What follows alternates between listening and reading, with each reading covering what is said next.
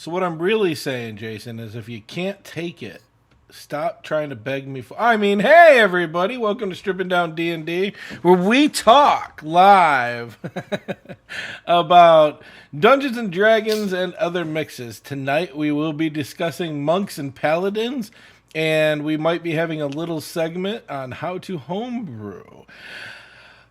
Please welcome one of our favorite guests of the show, the only one that we've got tonight, obviously, Jason. I'm a What's up? DM who'll let you do any damn thing in my game. Well, almost anything. What won't you do? You'll do anything for love, but you won't do what?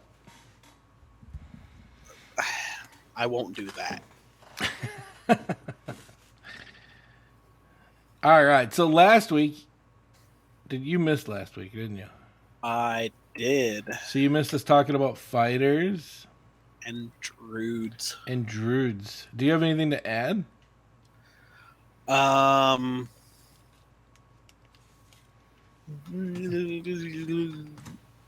No, I don't think so. I know me and Tom tried to do Druids and a couple weeks ago, and we just couldn't get it done. Technical difficulties on. I on already Tom's apologized for that shit on the last episode. end.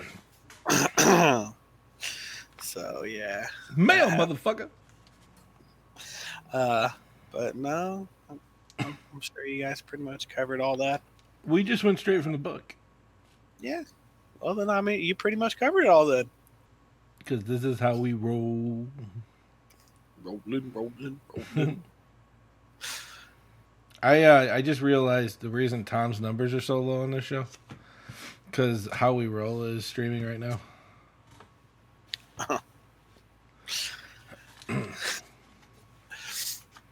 So, anyways, Yeah. Monks and Paladins. let's hit this up a little bit. So, let's start off with monks a little bit. So, give me the mythology of monks, Jason.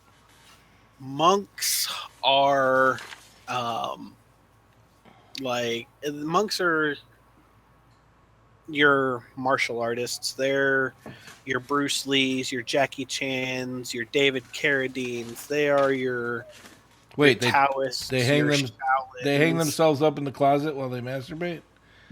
Yeah. Is that too soon? Too soon. Too soon.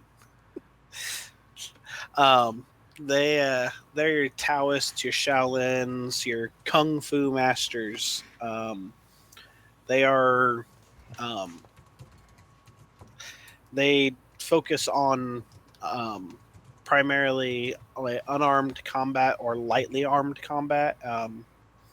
No armor or very light armor. Fast movement. They are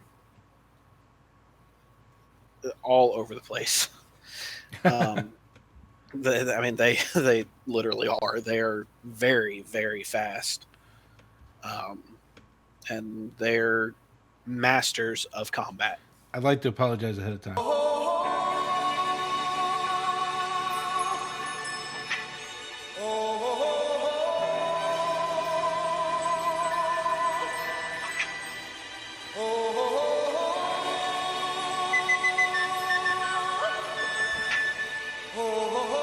Sorry.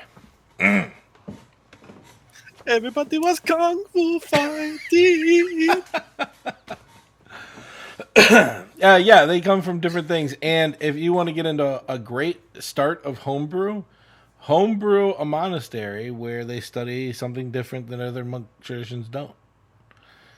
Yep. I love this as a first start for this. Yep. Um, there's there's all sorts of stuff that you can do with setting up homebrew campaigns and stuff for with monks, or just homebrew traditions for monks too. But start off by designing. This is where I tell people to start all the time. Start off by designing a monastery and then ask your DM to put it into the game. if you're DMing, start small. That's what I'm trying to say with this homebrew thing. Everybody, a lot of the questions I get personally is how do you homebrew a class? How do you homebrew a world? How do you homebrew gods? Yes, I have done all that, and I've done it with Tom, and we've created a very successful world.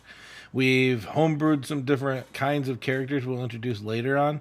Uh, um, Character types, not races, but character types, classes, if you will.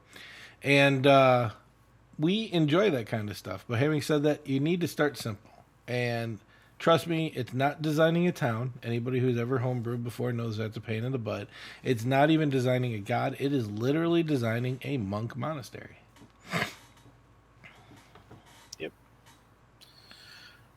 And I mean, it's doing a monastery is pretty basic, but it can be time consuming and it can get pretty in depth too. Like a lot can go into it. Like you can do the basics like living quarters, training areas, and the likes, and you can take it, take it from a single level monastery to you know, a 7 tier, massive monastery. To it just gets ridiculous, and there's so much you can do in that regard. Um, but monks, as far as what they can do, monks If you could, have what's called. I was about to say, if you could see into my background, you just saw the tradition of D&D. I made a pizza for myself tonight. Yeah, pizza, wings, popcorn. Yeah, that's D&D tradition. Sorry. Um, as far as what monks can do, all their abilities are fueled by what's called ki. Um, it's essentially life essence. Um, No, go on. I'm not stopping you. um, they get points based off of their level, and that it increases as someone goes up. And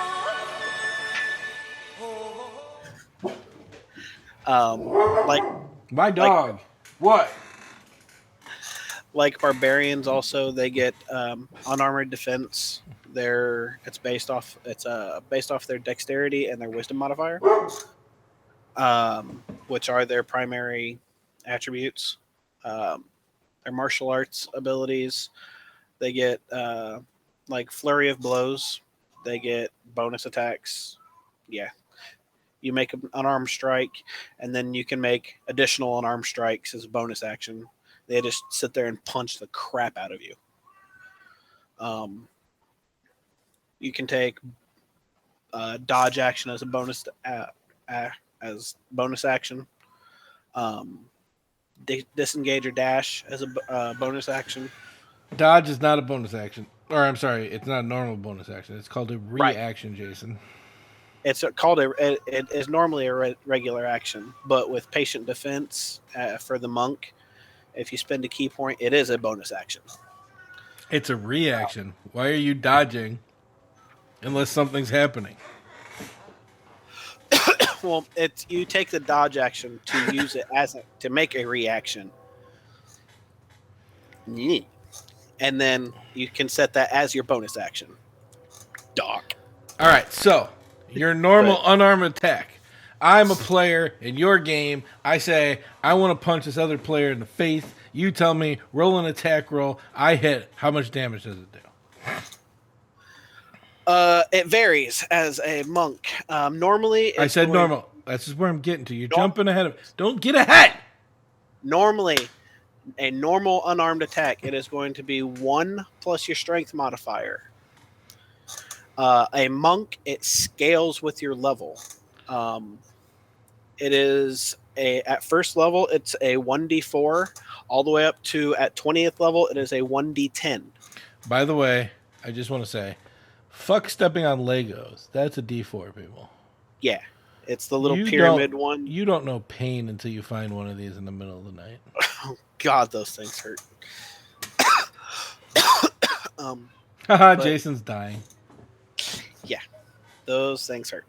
But yeah, normally your damage with your unarmed strikes as a monk scales, and it gets ridiculous, especially with flurry of blows.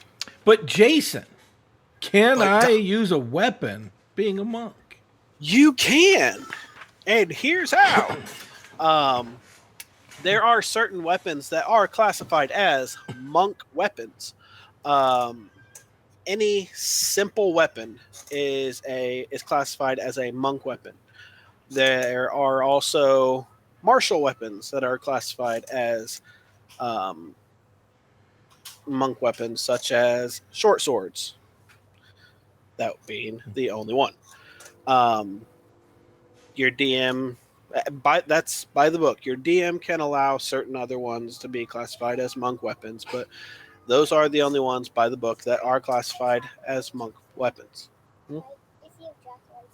Oh, I think I hear number one fan. Yeah, he's not happy tonight. What'd you do? I didn't do anything. He's in the bedroom fussing. Ay, Dios mío. I know.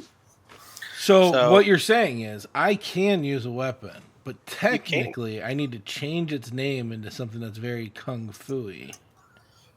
Yeah, like bear claw, or or crouching tiger, hidden dragon.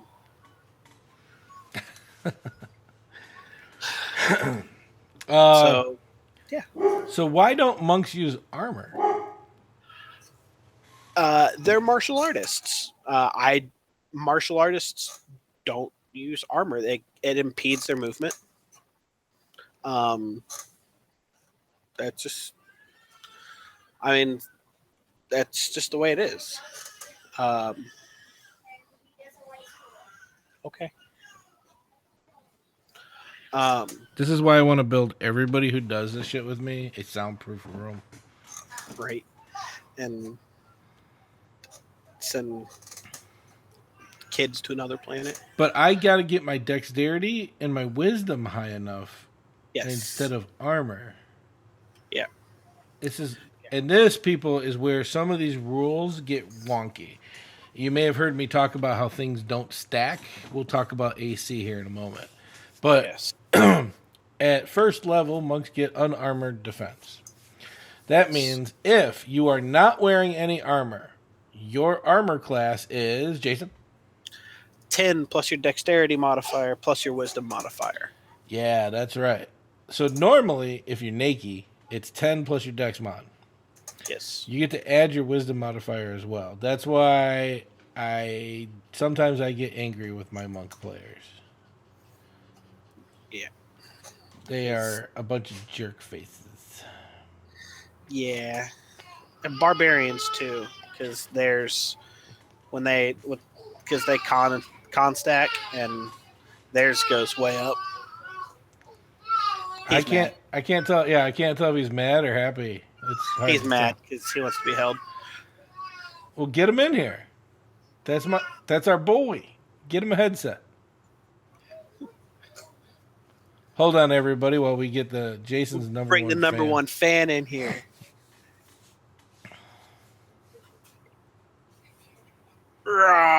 There he is.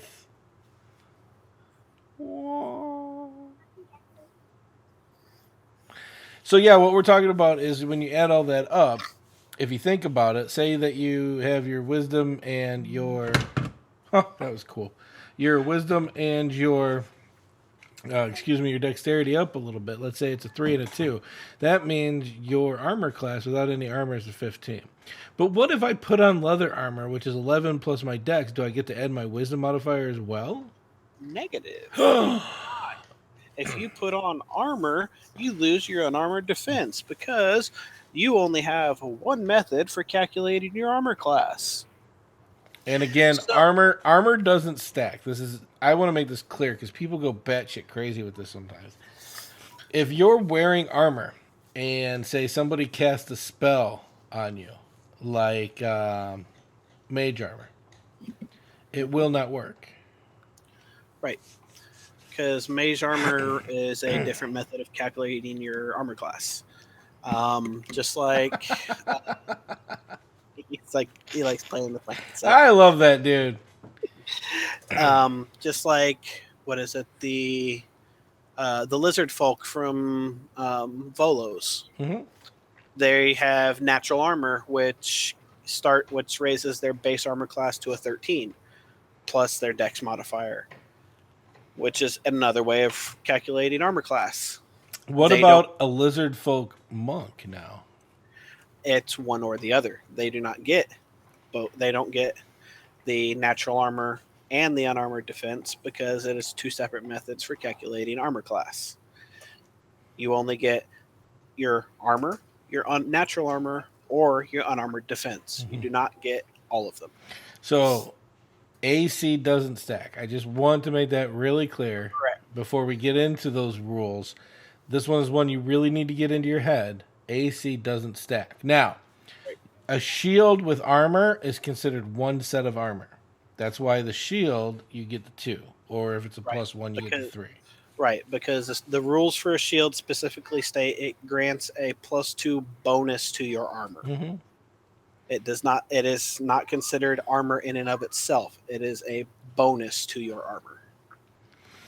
But we spent some time on that, and that's because it's one of the most important rules that we don't look at hard enough sometimes, or new DMs don't get it because it is a little weird. It is a little hard to follow, and I'm not saying that because I'm being cocky. I'm saying that because I've made these mistakes as a DM as well. Especially when 5e came out, it was actually really easy when the rules were super complicated because the rules really broke it down for you. Where now the rules are pretty simple, people are always trying to break the system. Jason. At second level, you pick up cool things. They're called key points, or we call them key, but it's supposed to be chi points. Right. Now, these are actually what he was talking about, where you can spend these points and do flurry of blows. You could do patient defense. You could do step of the wind. And other things. Now, if you're a min-maxer, this is going to be easy for you. You're just going to pick that flurry of blows thing. You're going to keep an eyeball on that, and you're going to move on. If you're like me, and you go, step of the wind. That sounds pretty badass. What does that mean?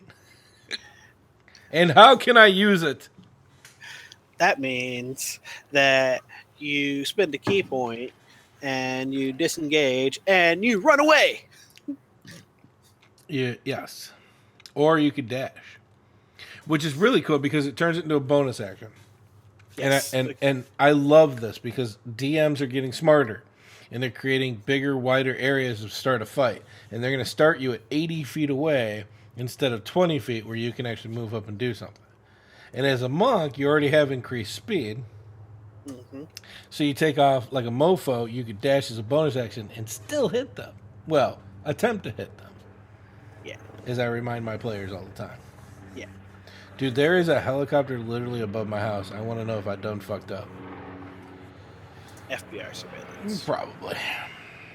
Yeah. With Step of the Wind, it's beautiful because as your speed increases, like he was saying, you can spin that key, use that bonus to dash, and you can, with, like you said, 80 feet, that's nothing.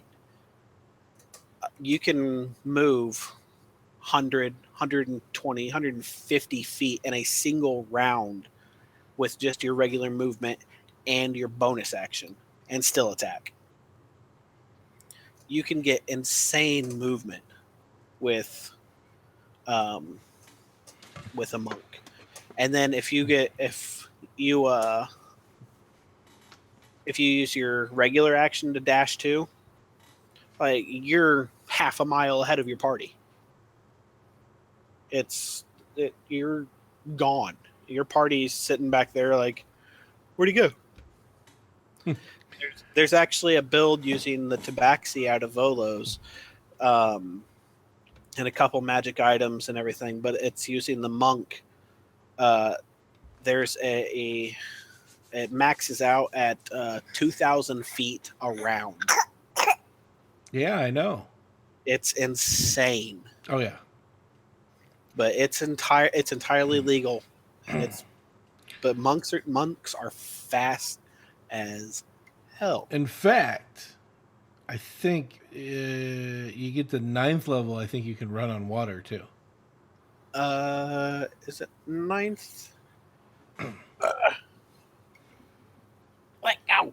Now you're gonna make me look in the book. Hold on, I was on a different page because I was on the Paladin page because I hate them. At 9th level, you gain the ability to move along vertical surfaces and across liquids on your turn without falling during the move. Yeah, unarmed movement. Yeah. Oh, cha cha. Yeah, and that is any liquid. That's water. That's lava. That's any sort of liquid surface. The floor is lava. So yeah, your group goes into that volcano while they're trying to find a way around that big lava pool. Like that monk just straight across. Just don't No stop. problem. Yeah, just don't stop. But he just runs straight across. Yeah, and then at 3rd level, that's when the fun stuff happens because you get to pick your tradition. Yeah. Yeah.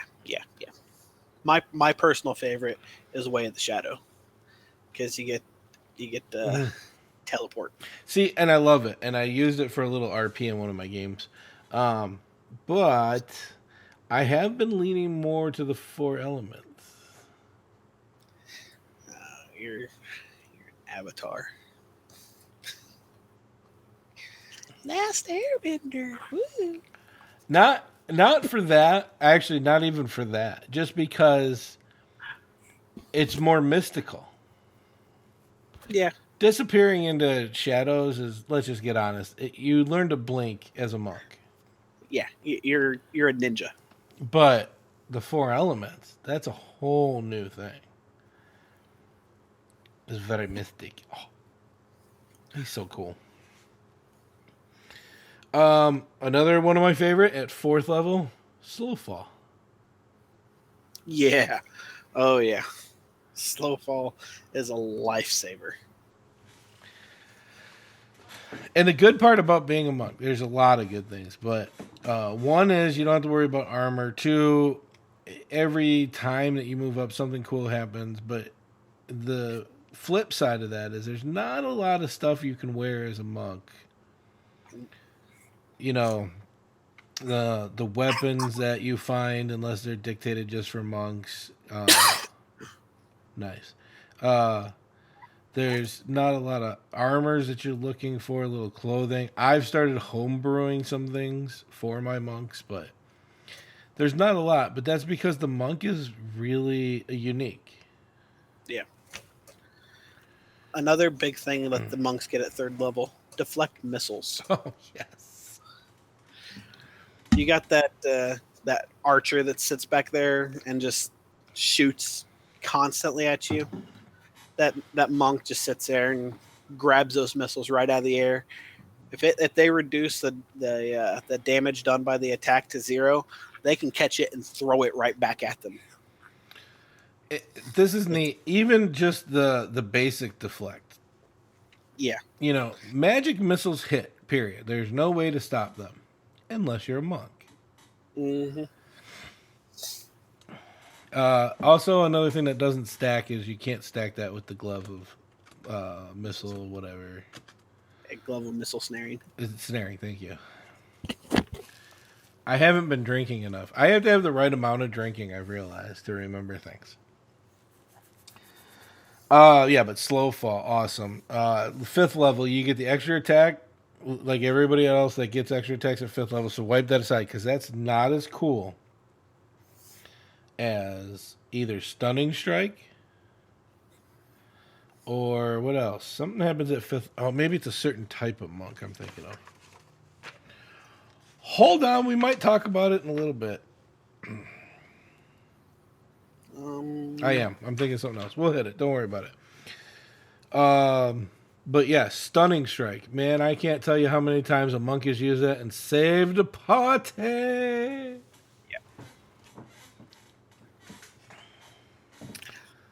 Let's see. Key and powered strikes at level 6. Now I got my book open, so I'm going from the book, people. I'm sorry. Yep, your unarmed strikes count as magical attacks.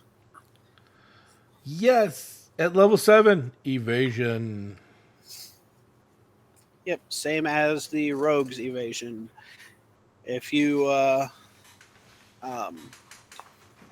to make a saving throw and you successfully save, then for half damage, then you take no damage. Right. But those are for specific things. Like if it's single targeting you, not area of effect, it doesn't work like that. Yeah, it has to be. It has to be a dexterity saving throw. I don't think it has to be a dex. You have to be able to dodge out of the way. When you're subjected to an effect that allows you to make a dexterity saving throw to only take half damage. Okay, yeah, you're right. It is. I just remember it's any area of effect damage. So I think those are all dex. You're right. Yep, all dex. And the reason that a lot of people become monks at level 7, stillness of the mind. I can no longer be charmed or frightened.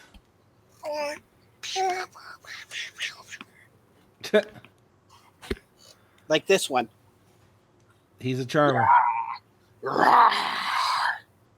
He's a charmer. He's got that magical charm effect. Look into my eyes. I am Enrique, the wealthy Spaniard. Yeah.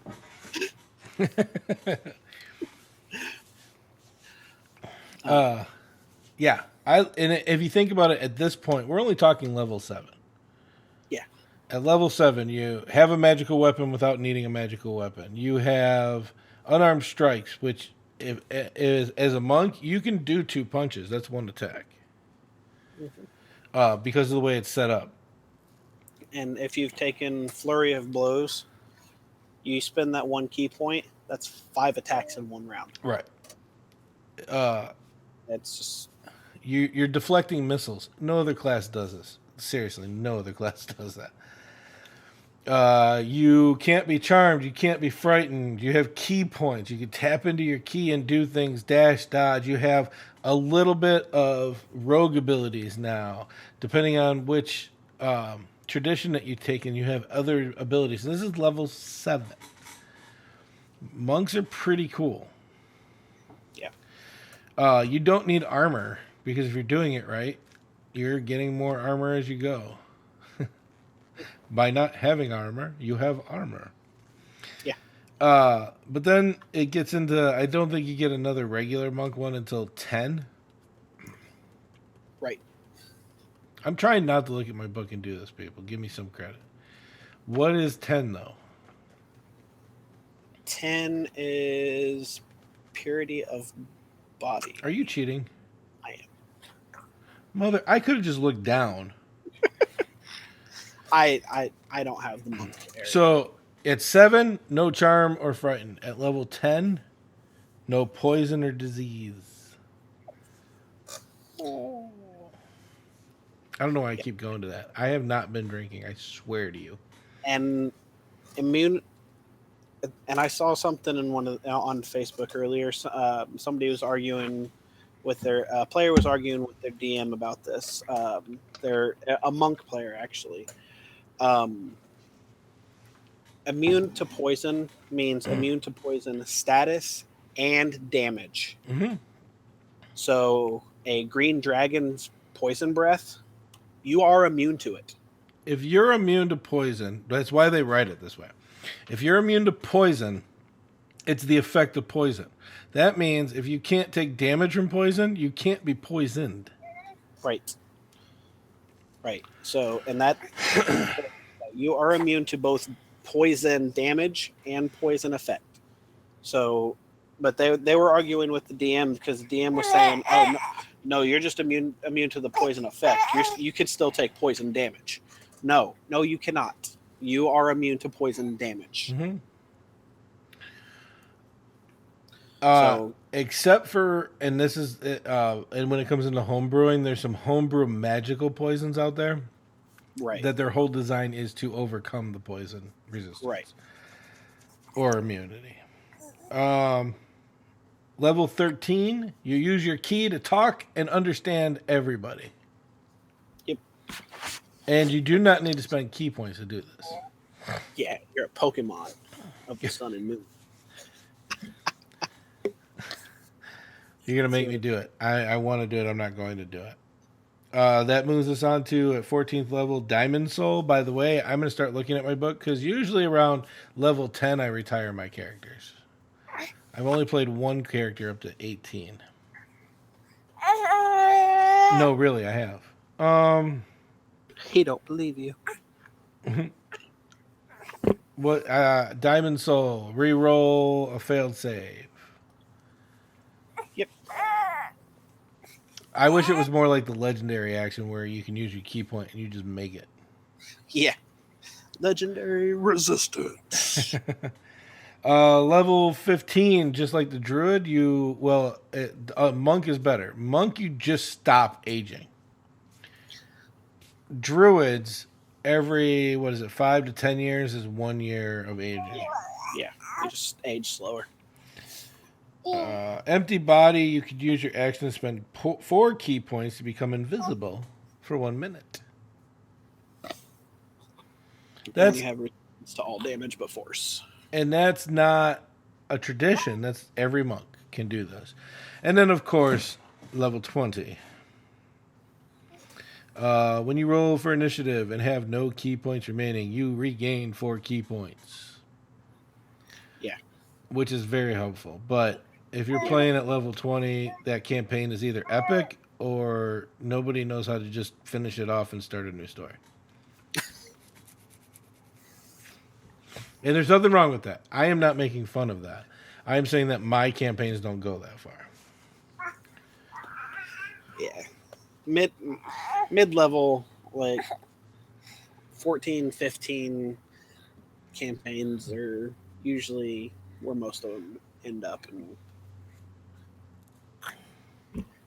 I've never been in a campaign that made it all the way to 20. You get to the point as a DM, and people always ask me why. Because as a DM, it's going to get very monotonous and boring. Yeah. It's always going to be some epic thing is destroying a town. You got to go in and stop it. Well, I mean, how many times is this thing's going to attack your town? What are you, Tokyo in the 1940s? Godzilla. It's Godzilla. So, but if you do play through and you have a cool epic story and your DM is doing well and or you just haven't figured out how just to stop shit, which is fine, and you play to this level at 20, this is where some of the cool things come in. That dude is awesome. I'm sorry. I don't even care if he's complaining. And that takes us into our traditions. Why don't you just lift your shirt and breastfeed him? This is normal. It's beautiful. It's human. He's just tired. He's ready for bed. All right. Well, I'll take over with this way of the open hand. Yeah, I'll be right back. Yeah, that's cool. So, way of the open hand is one of the first traditions that's in the book. It's not the first tradition you get. It's one that you can choose. And there's 3 with monks. And when we say traditions, we're talking about the subclass or, if you know archetype or whatever it is. And with this, you learn to do things with key points. Open hand technique is what I think they call it. Yep, here it is. If you use Fury of Blows, you can impose one of the following effects on a target without spending another key point. You can force them to do a dexterity saving throw or be knocked prone. You can force them to do a strength saving roll or push them 15 feet away from you. Or there's a third option where they don't do a saving roll at all and they just cannot take reactions until the end of the next turn. And if you've got a cool DM, you could totally convince them that opportunity attacks are reactions. Well, because they are. There's a lot of DMs out there will tell you they are not. And we will get to that because there's raw. We talk about it all the time. Rules is written. And then there's the DM call. And neither one's right, neither one's wrong. It's the DM's in control. So the DM chooses that that's not what it is. It's not what it is. Please don't argue at the table. It makes it worse. Just run with it. Yeah. I've had some fun with some bad DMs. I'm just saying it. They don't need to know all the rules. I do because I read these stupid books when I'm not doing anything else. Because I'm dumb. But I find all the disclaimers and I find them hilarious and I find all the little writings that crack my ass up, and that's how I do it. My books are always open too. Like all of them. The Player's Handbook, the Manual, the DMG, Tome of Beasts, Bolos, they're all always open. Well, and the next step of the Way of the Hand is at 6, where you get the wholeness of body. This is why people take the open hand, because they can actually use key points to heal themselves. And you can read that, but basically what it is anytime you've ever seen a bad kung fu movie, you've seen the dude who just can pretty much get his butt kicked and then all of a sudden he's feeling better. Yeah. Or Mr. Miyagi. 11, the tranquility technique. I got to remember this one. I'm sorry, guys. Like I said, I don't play that far normally. Oh, sanctuary spell. Yeah, you basically create an aura of peace. And it's the sanctuary spell. It's just, it doesn't take an hour, I think is what sanctuary takes. I think so, yeah. And it uses key points, other things like that. It allows the monk to be a little bit more diverse. And then everybody's favorite, Quivering Palm. 17th level. What are you doing at... Never mind. Because there's probably some epic campaigns in there. If you're going that high in epic campaigns, brosanddragons@gmail.com. Doc, we invite you to come play in our game. I would love to just roll a high character and see what it's like. But yeah. I don't remember this one totally. Oh, this is... Yeah, you spend key points and start vibrating your palm. And then if it hits, it does some massive amount of necrotic damage, if I remember right. You're reading it. I can read it too. Yes. It has to do a con saving throw. Does 10d10 necrotic damage if it fails. Oh, but I've been talking long enough. Way of the Shadow, that is you, sir. And I am going to go cut my pizza. I'll be back. All right. Way of the Shadow. These guys essentially are ninjas. They are the tradition that follows and values stealth and subterfuge. They are ninjas. At 3rd level, when you take this tradition, you get what's called shadow arts. You can use your key to duplicate the effects of certain spells. You can spend 2 key points to cast darkness, dark vision, pass without a trace, or silence without providing material components or having to have any sort of focus or anything. And you get the minor illusion cantrip if you don't already know it. So you get essentially all the tools to be a great ninja. At 6th level, you get the bread and butter of the Way of the Shadow. You get Shadow Step. I unmuted myself, right? Yeah.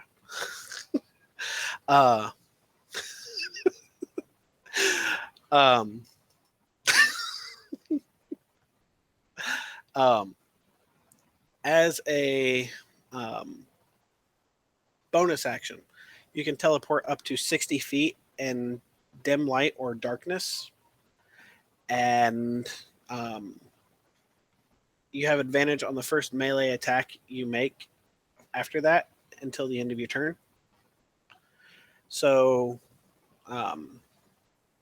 you Always, always, always use that before you make your attack, as long as you're in dim light or darkness, because then you have your advantage on your attack.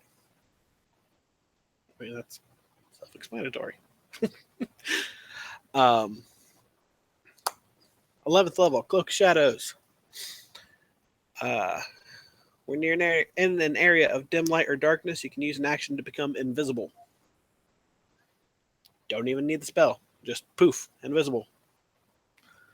You remain invisible until you make an attack, cast a spell, or are in an area of bright light. So as long as you are in dim light or darkness, you are invisible. Opportunist at 17th level. When a creature is hit by an attack and is within 5 feet of you,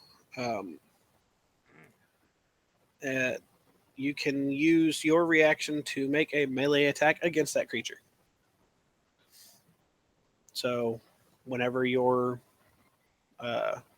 next to a creature or like say a boss or something, and one of your party members hits it, guess what? You can hit it too for free. You got your reaction still? Go ahead and punch away. Does not have to be your turn. You get a free attack on their turn, but you only get that once around, because you only get one reaction around. So keep that in mind. And that brings us to Doc's favorite. The 4 elements. It's not my favorite. I'm getting into it because now I understand it more. His avatar. My avatar. Short version, you're a monk with all the cool monk shit, and you can cast spells. It really is a short version on this one. Elemental disciplines. When you look at this, you have to look at the class. Hello, Resin. I'm not showing Jason this, so he's going to have to figure out how to see his own chat. Booyah. One of the cool things that you get, I would love to choose. I look through this list and I know what I want. We'll go through them. There's Breath of Winter. You have to be 17th level to do this. Again, I can't see myself doing it because, like I said, somewhere between 10 and 12, my guys decide they want to go sit on a farm and call it a day. I would love to choose. I look through this list and I know what I want. We'll go through them. There's Breath of Winter. You have to be 17th level to do it. Huh. I hear myself. Because, like I said, somewhere between 10 and 12, my guys decide they want. What'd you do? There. Oh, magic. It's magic. Hello, Genesis. That's me. I said hello. Hello. But basically, you spend 6 key points and you cast Cone of Cold. That is Breath of Winter. That's not one of the cool ones. I was just letting you guys know about it. Clutch of the North Wind at 6th level. You spend 3 key points, and you can hold person. So screw your advantage. I'll just hold them. Elemental Attunement. Elemental things around you, you have the opportunity to control. So Jason is a DM. Jack Daniels, I don't care what it is. Let them come in the house. I have a gun. What would you rather have? The ability to disappear into shadows or the ability to take over that water elemental?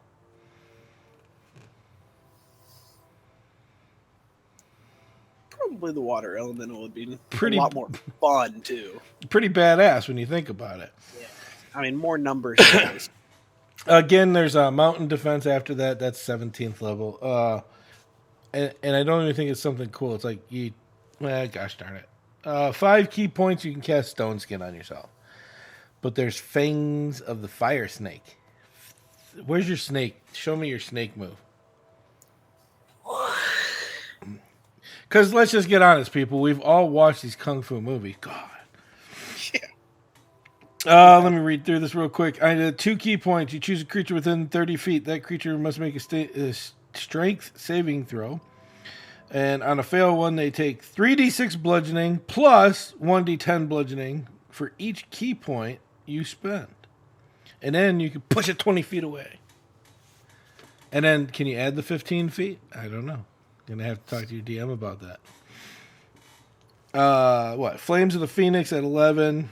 Oh, yeah. I'm sorry. Flames of the Phoenix at level 11. This is badass.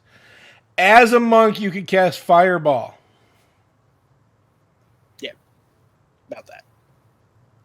While you're controlling that water elemental, you can cast a Fireball. Oh, but you could disappear in the shadows. That's cool. Yeah. How about casting Shatter at level 6? Mist Stance. But I'm a ninja. Gaseous Form. I'll show you my gaseous form. I bet you will. Ride the Wind. By the way, if you guys have any questions about monks, come on, beat the monotony. We're really reading out the book at this point. I'm just saying, go through it. There's a lot of spells that you could do with that. Yeah. And right about now is when I share my commercial. I know you guys are saying, what commercial, Doc? Is that the Wormwood Games commercial? No, I'm not doing the Wormwood one today, believe it or not. I know, right? I don't know if you've heard this commercial, Jason. You weren't here and you don't watch the show because you're a jerk.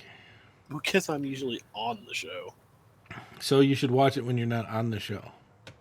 What? All right, so I love this. There are several ways to raise money for a good cause. Some do it by running marathons. Some host high-dollar dinners. And some just do it by clever interneting. We here at the Watch Your Mouth podcast employ a different approach. Wall-to-wall, filthy fucking language. Go to a grocery store, I'm like, I know exactly what I need. I get in there, I'm like, yeah, the did I even come here for? With our charity swear jar, every fucked up utterance from our unfettered gobs is a dime in the right direction. The motherfucker's a mouth breather. Gaming, movies, life musings, it's all here. Served on a bed of fucks and garnished with a crown of... Shut the fuck up! How the fuck did we get here? Fuck all that goddamn A jelly bean. So if you want to hear us do good things with bad words, check out the Watch Your Mouth podcast on iTunes, SoundCloud, Facebook, or online at wympodcast.com. And remember, swearing is caring, so watch your mouth.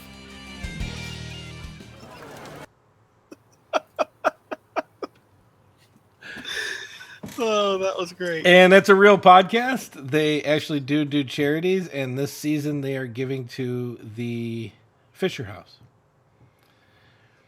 So, which is an amazing organization. Please look it up, and please listen into Watch Your Mouth podcast. It is amazing. I was driving to work and almost killed myself. That was great. It's beautiful stuff. Jack, I don't know what you're yelling at, but knock it off. So that'll take us into the crappiest of all the classes. The class that I'm currently playing. Paladins. Our Mine Koya stream on Sundays at 7 Central. Check us out here on the Bros and Dragons Twitch channel. Oh, that was desperate. You like it? All right, so tell me about your paladin. Where's Josh? Gosh darn it. I don't know why you're working, Josh. Things are more important than making money. Right? Who needs money? Jeez. All right, so. Mythology first. All right, mythology first. Paladins are the militant arm of the temple of the different deities for the most part. There are paladins that uphold oaths of ideals or philosophies also, but primarily they are the military of the church. They are divine warriors. They are the ones you see out in the heavy plate armor with the big freaking war hammers or big great swords, throwing spells and cracking skulls and slaughtering undead or demons, Or laying That- on the floor like in Mankoya. or laying on the floor a whole lot like in Mankoya.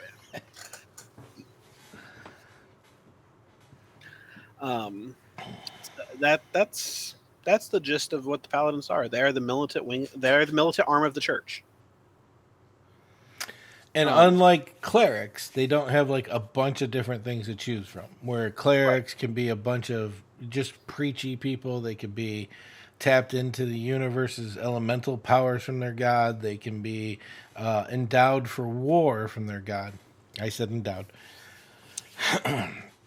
Most paladins have a call to righteousness. Right. They fall under one of, in the core books, they fall under one of three primary oaths, that being Oath of the Ancients, Oath of Vengeance, and Oath of Devotion. Vengeance, obviously, is exactly what it sounds like. They have sworn an oath of vengeance against evil. Devotion is they have devoted themselves to protection, essentially, is what it is. And ancients, they have sworn an oath to do no harm and to defend nature and the balance.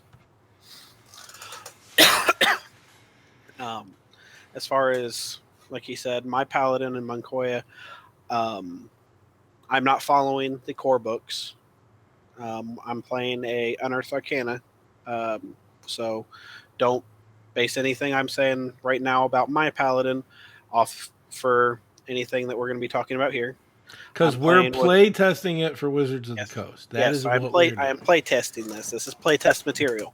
All Unearthed Arcana material is play test material. Okay. If I can, let me just interject. I know you're going somewhere. If you're using an Unearthed Arcana in one of your games and you're playing it and you're giving Wizards no feedback from it, you're doing it wrong. They want you to play test and tell them what you like and don't like about each of the things that they're UAing. Right. Like they're already talking about that Ranger class. They're already talking about wiping it because it's so unbalanced. Right. This is all playtest material. This is all just conjecture. It's all just for fun currently, just to throw some more stuff out there for people to have, just to mess around with. And if it's balanced, people like it, then they will compile all of the stuff together after some tweaks and more play testing and everything, and they will put it out in a kind of a player's handbook 2.0. But I am playing what's the Unearthed Arcana Oath of Conquest, which is essentially based off of domination and fear. The entire focus of this oath is to destroy, dominate, and rule. Giggity. Yeah, it's BDSM, yo.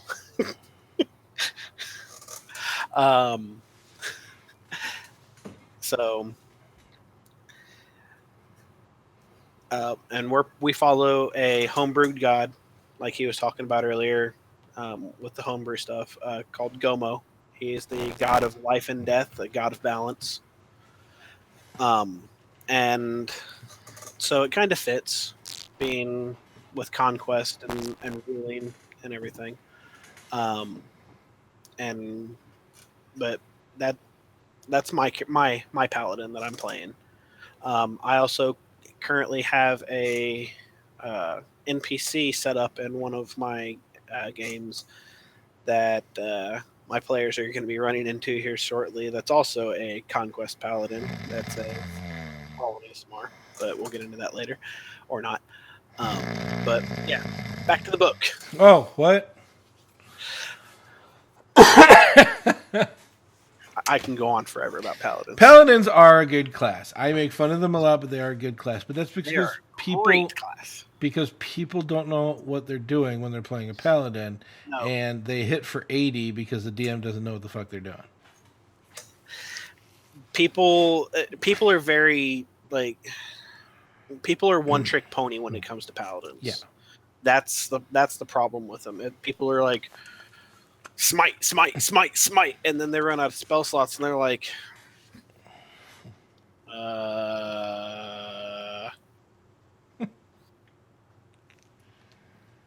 I'll just stand here. That like they really don't know what to do after that. So like they don't know how to use their abilities. The first one you get right off the bat, Divine Sense. Yep, Divine Sense. As an action, you can detect it's celestial, fey, fiend, undead within what is it, a mile? I think, or 60 feet or something. 60 feet. Sorry. Yeah, as an action, you can detect celestial, fiend, or undead. Jesus, high amounts of evil or heavenly bodies? Why do you have to get all technical? Yeah. Or areas that have been affected by the Hallow or consecrated or desecrated by the Hallow spell. Yeah. But they have to be within line of sight. They can't be fully hidden. They can't be fully obscured. They have to be within line of sight. And then we can get into the dominatrix part of your paladin, specifically with the lay on hands. Lay on hands. You have a pool of healing that's equal to your paladin level times 5. That replenishes with a long rest, and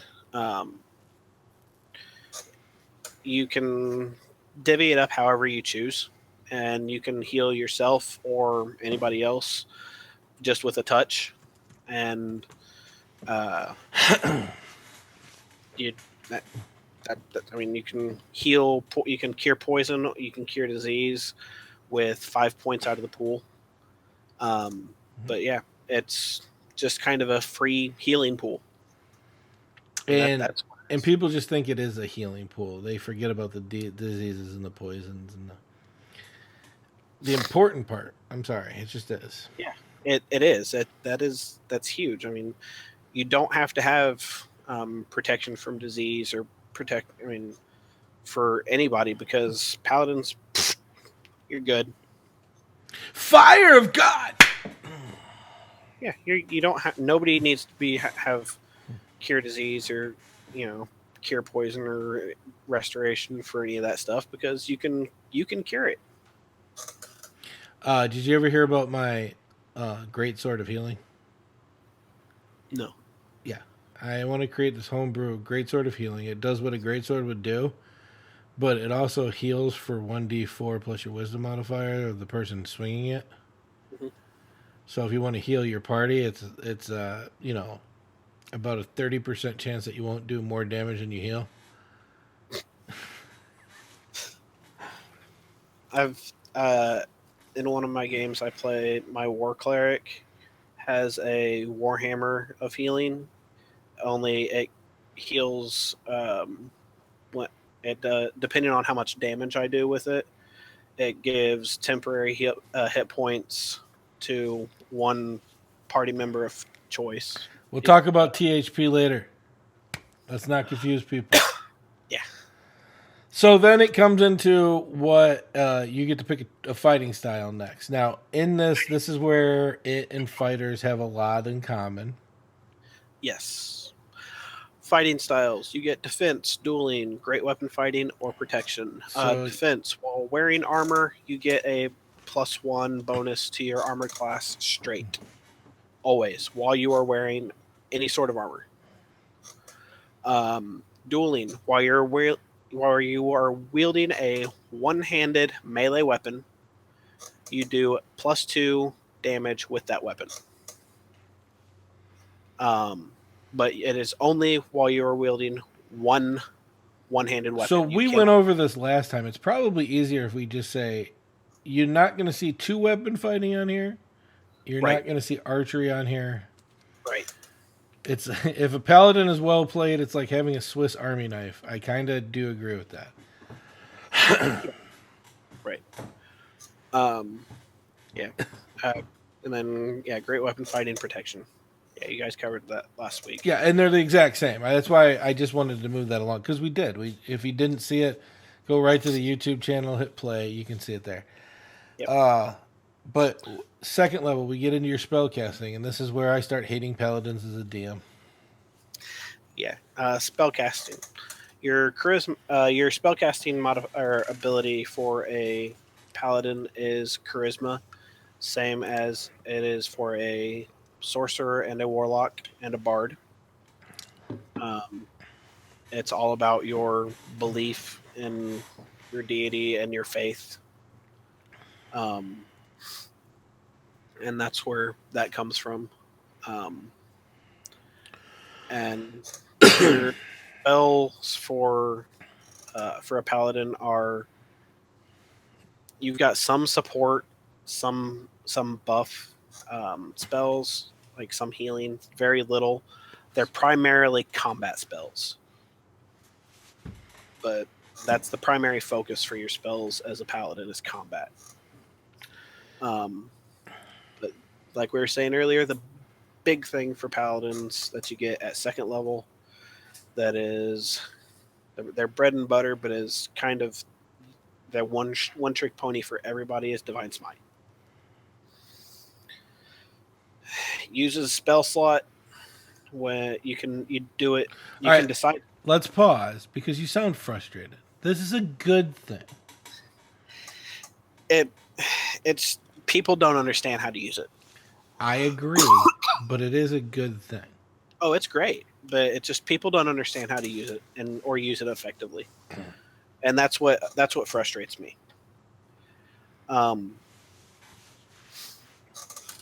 When you make a melee attack, you can choose to expend a spell slot, and after you see if the attack hits or misses, and if you choose to expend the spell slot, you deal additional radiant damage based off of the level of the spell slot you choose to expend. It's at first level, it's an additional 2d8 plus 1d8 additional damage per spell slot up to a maximum of 5d8. So it caps out at fourth level spell slot, and it's an additional 1d8 against undead and fiend. So at fourth level spell slot, it's against an undead or fiend, it is at 68. So that is your maximum damage against fiend and undead. So, but a lot of people, like that's all they do. They're like, I'm gonna smite, and then they roll, and they're like, and they've already marked everything off, and it throws all their bookkeeping and everything off, and it just. But once they've used all their slots, they don't know what to do. They just like, well,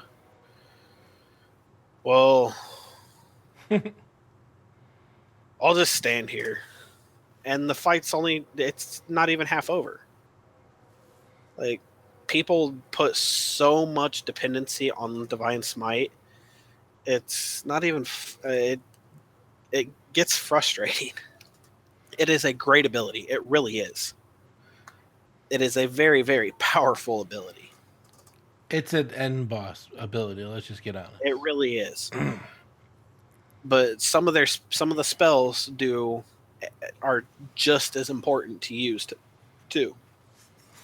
And with the limited spell slots that a paladin gets, you really have to pick and choose on what you use your spell slots for. Yeah.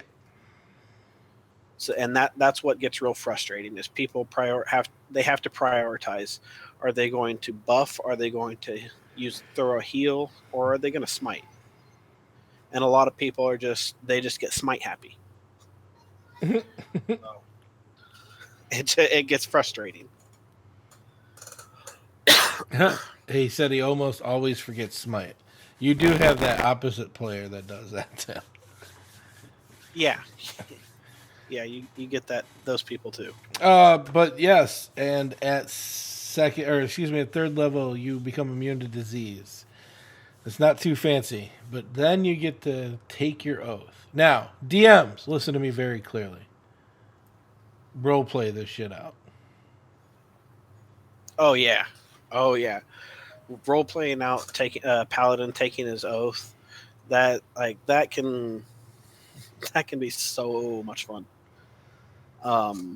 Because the tenets that go with the oath, like you can have this big, huge scene that goes with it, and like you can get real in depth. Um, there's scenes from movies and stuff that you can take from then and borrow from it and make it real dramatic. And it's just those when they take their oaths, you can make this huge. They can never take a freedom!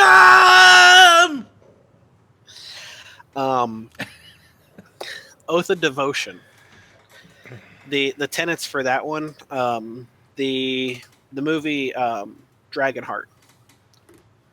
The night of the old code, the old code that they recite.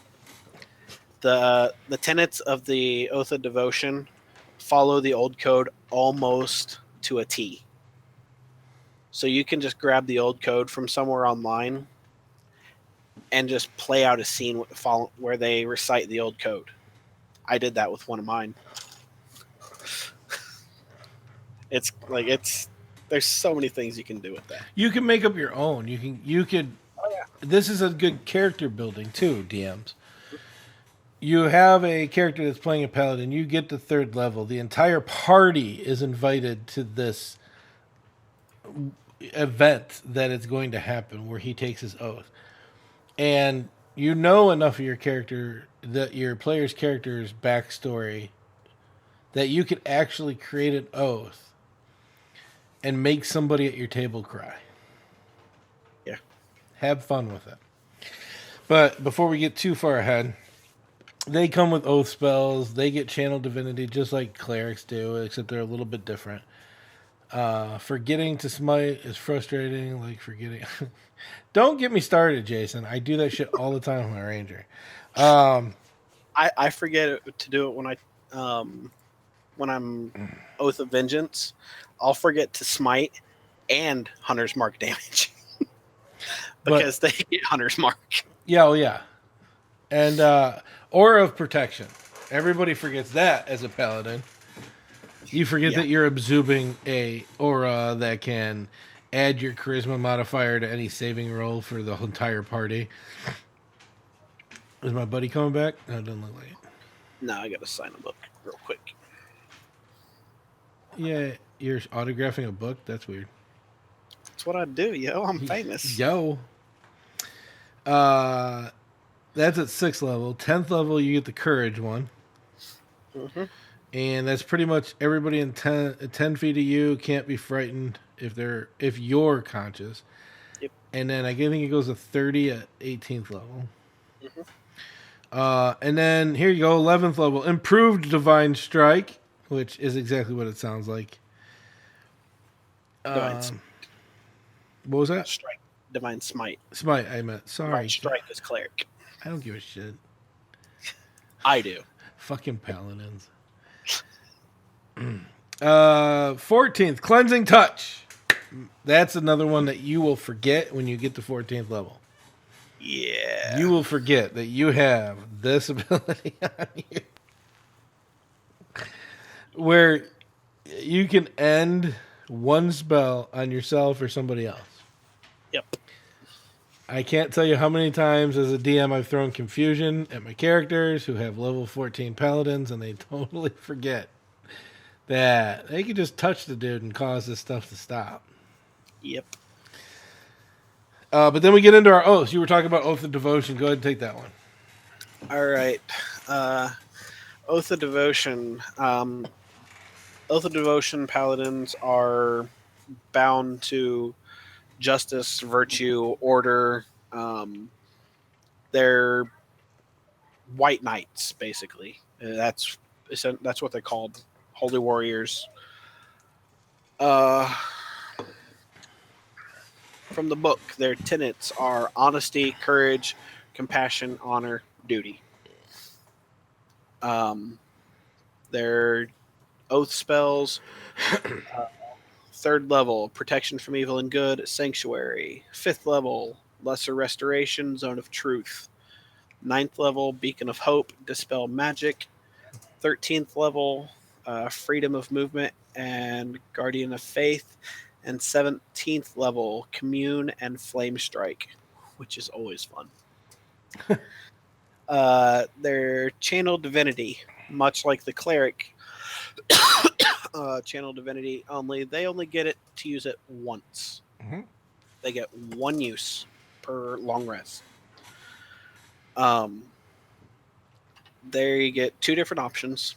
They get sacred weapon, which for 1 minute you can add your charisma modifier to attack rolls, and just the attack, not the damage.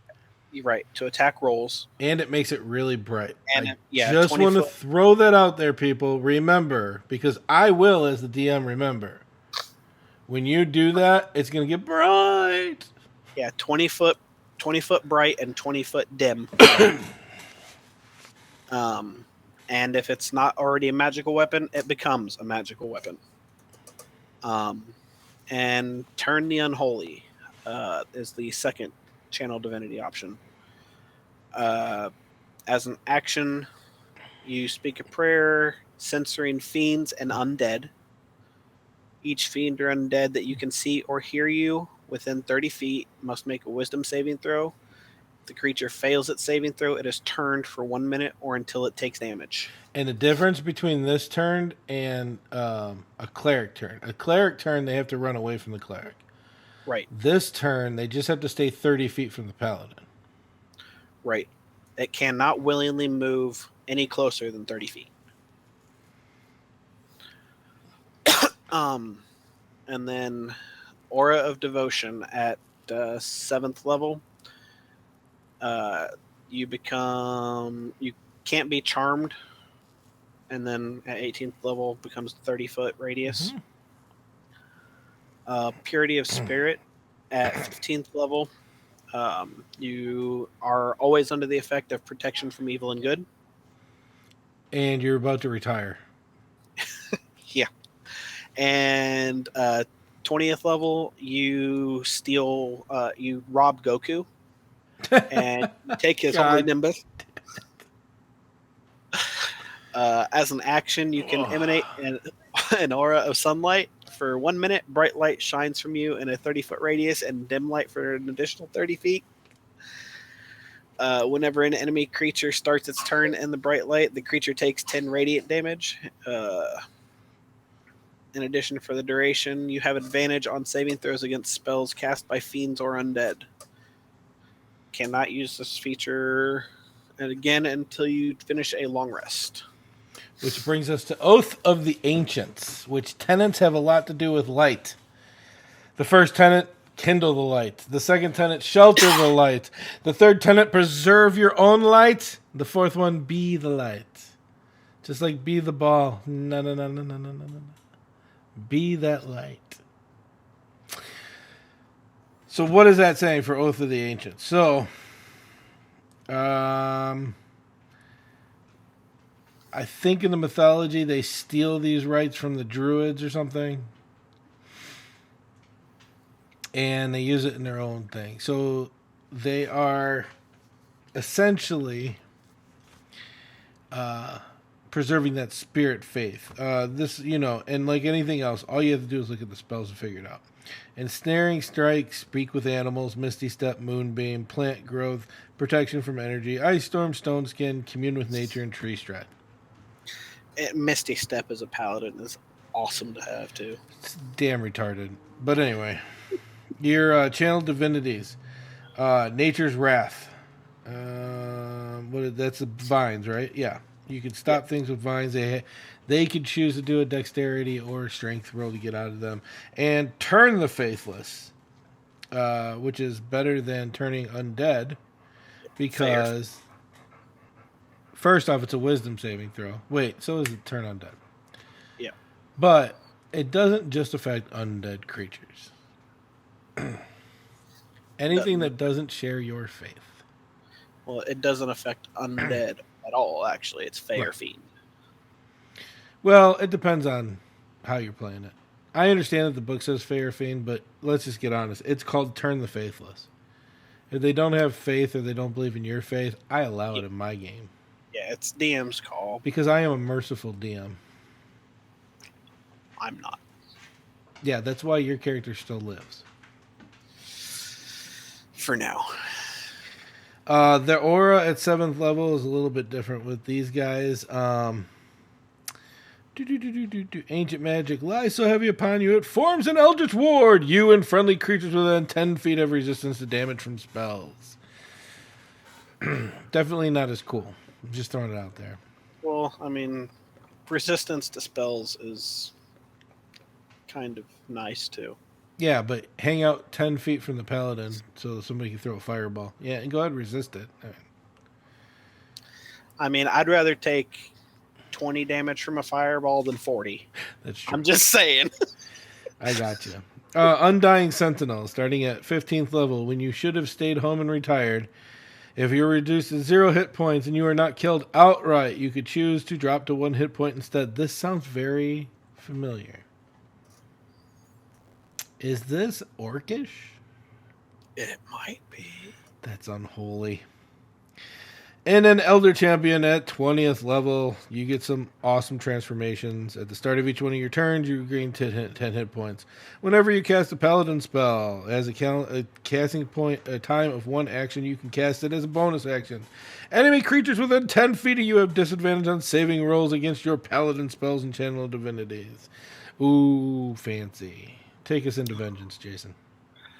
Oath of Vengeance. Often called Avengers or Dark Knights. They have sworn tenets of vengeance against the greater evil. Their tenets are fight the greater evil, no mercy for the wicked, by any means necessary, and restitution. Basically, when faced with the choice of fighting sworn foes or combating a lesser evil, you always choose the greater evil. So when faced with like a couple Lemures or a Baelor, you will fight that Baelor and say, let the Lemures go fight whatever they're going to do.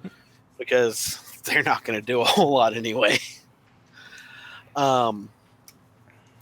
The Oath spells, 3rd level Bane and Hunter's Mark.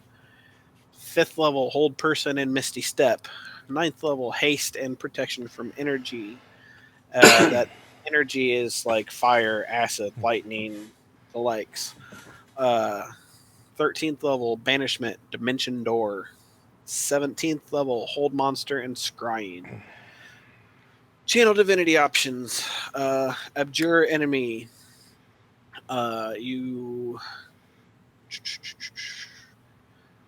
Choose one creature within 60 feet that you can see. Creature must make a wisdom saving throw unless it is immune to being frightened. Fiends and undead have disadvantage on the saving throw.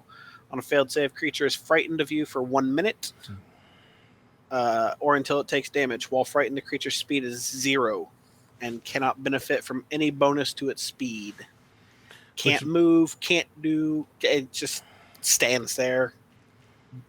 Thumb up its ass. It's like... On a successful save, the creature's speed is halved for 1 minute or until the creature takes damage. My personal favorite, the Vow of Enmity. You're an enmity. Your mom. As a bonus action, you can utter a vow of enmity against a creature you can see within 10 feet of you, using your channel divinity. You gain advantage on attack rolls against the creature for 1 minute or until it drops to 0 hit points or falls unconscious. So that's all attacks you make for the next minute against that creature. Which So- is 10 rounds for you people keeping track of them. Yes, 10 rounds. So once you hit 5th level, that is at 2 attacks a round times 10 rounds. That's 20 attacks. And opportunity attacks. And any attacks of opportunity. Relentless Avenger, 7th level. When you hit a creature with an opportunity attack, you can move up to half your speed immediately after the attack as part of the same reaction. Movement does not provoke opportunity attacks. You could chase them. Yes. That's what they're saying, people. Learn that Yeah. for me, can you? Yeah, you like if they run without disengaging, you can hit them and you can chase them. So they can't get away from you, because when it comes back around to your turn, you can close the gap and attack them again. Unless they flew off. And then, I mean, unless you can fly, then you're kind of screwed. But 15th, Soul of Vengeance. When the creature that you have your enmity against attacks, you get to attack it. Yes. Sounds familiar. Yeah. 20th, Avenging Angel. You become an angel, people. Yeah, you turn into this big glowing angel of death, basically. I figured out why they do that too, by the way. Because if your DM's a good DM, you're not going to make it to 20th level. Or they'll just start you at 20th level. You will break your oath so many times, your god will just give up on you. Yeah. At 20th level, for 1 hour, you gain the following benefits. Wings sprout for your back, grants you fly speed of 60 feet. You emanate an aura of menace for 30-foot radius. First time an enemy creature enters the aura, starts your turn, or starts its turn there during battle, the creature must succeed on a wisdom saving throw or become frightened of you for 1 minute, or until it takes any damage. Attack rolls against the frightened creature have advantage. And you can do it once per long rest.